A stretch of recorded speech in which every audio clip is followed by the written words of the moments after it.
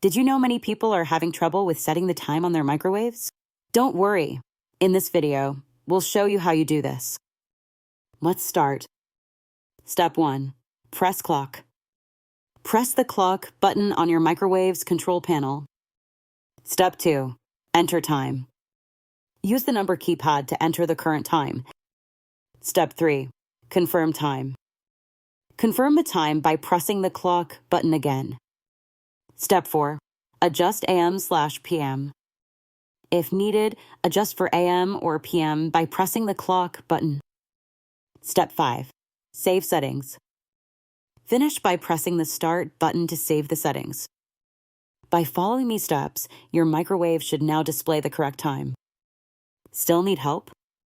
Visit our website for the complete manual. There you will also find questions and answers from other Whirlpool users.